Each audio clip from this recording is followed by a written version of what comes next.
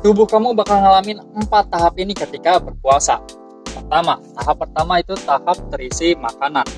Tahap terisi makanan terjadi dalam beberapa jam pertama setelah makan saat tubuh kamu mencerna dan menyerap nutrisi dari makanan. Selama periode ini, kadar gula darah meningkat dan jumlah insulin yang disekresikan lebih tinggi.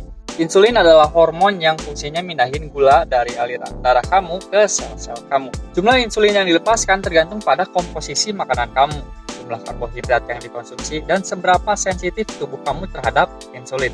Glukosa berlebih atau gula disimpan di hati dan otot dalam bentuk glikogen. Glikogen bisa dikonversi kembali jadi gula sebagai sumber energi ketika dibutuhkan.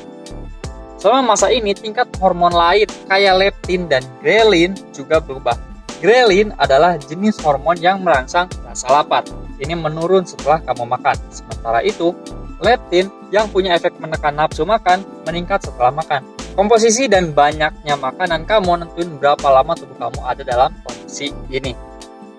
Penting juga buat merhatiin risiko sindrom pre-feeding saat kamu makan kembali setelah puasa panjang. Makan terlalu banyak setelah periode puasa yang panjang bisa berbahaya dan bahkan berpotensi menyebabkan kematian. Tahap kedua adalah tahap awal puasa. Sekitar 3-4 jam setelah makan, kamu masuk ke tahap awal puasa yang berlangsung hingga sekitar 18 jam setelah makan. Selama fase ini, kadar gula darah dan insulin kamu mulai menurun. Tubuh kamu mulai mengubah glikogen jadi glukosa buat dipakai sebagai energi. Di bagian akhir fase ini, tubuh kamu bakal perlahan-lahan kehabisan simpanan glikogen hati dan mulai mencari sumber energi lain. Ini ningkatin lipolisis, proses di mana trigliserida dari sel lemak dipecah jadi molekul yang lebih kecil yang bisa dipakai sebagai sumber bahan bakar alternatif. Tubuh kamu juga mengubah asam amino jadi energi. Banyak metode umum puasa intermittent kayak puasa Ramadan sekarang itu cuma sampai tahap awal puasa ini. Ketiga, tahap puasa.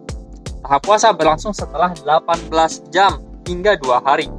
Pada tahap ini simpanan glikogen di hati kamu udah habis dan tubuh kamu mulai memecah protein dan lemak jadi energi dengan memproduksi keton, jenis senyawa yang dihasilkan ketika tubuh kamu mengubah lemak jadi bahan bakar. Ini bikin tubuh kamu masuk ke keadaan ketosis, keadaan metabolisme di mana tubuh kamu menggunakan lemak sebagai sumber energi utamanya. Transisi ke dalam ketosis mungkin aja nggak terjadi segera saat kamu memasuki tahap puasa.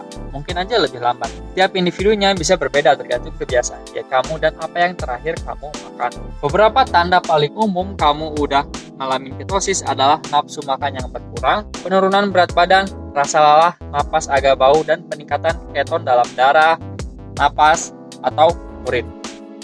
Ketosis sebenarnya bisa dicapai melalui metode lain kayak diet ketogenik, di mana kamu nurunin asupan karbohidrat secara signifikan.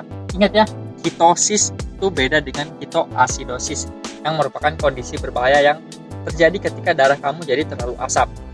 Ketoasidosis umumnya terjadi karena penyakit, infeksi, atau diabetes yang nggak kekontrol. Ini beda dengan ketosis, jadi jangan salah paham dan jadi parno.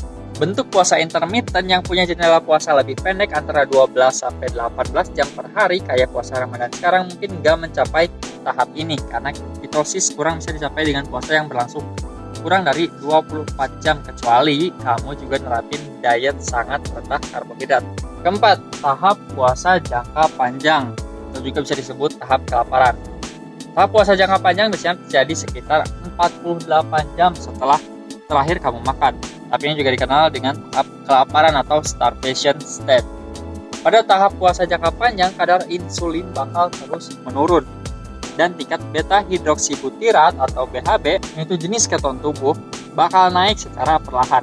Hati kamu juga terus menghasilkan gula melalui proses gluconeogenesis, yang berfungsi sebagai sumber bahan bakar utama buat otak. Keton tubuh juga ngasih energi buat otak pada tahap ini. Pemecahan asam amino bercabang atau BCAA juga berkurang buat ngebantu mertahanin jaringan otot dalam tubuh.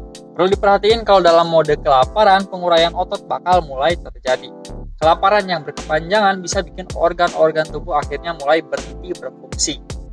Maka dari itu, puasa jangka panjang gak disaranin buat kebanyakan orang dan hanya boleh dilakukan di bawah pengawasan tenaga medis. Itu dia tahapan yang bakalan tubuh kamu alamin selama berpuasa. Kalau mau nanya silahkan tulis aja di komen, like dan follow buat dapetin konten berkualitas lainnya. CPT out.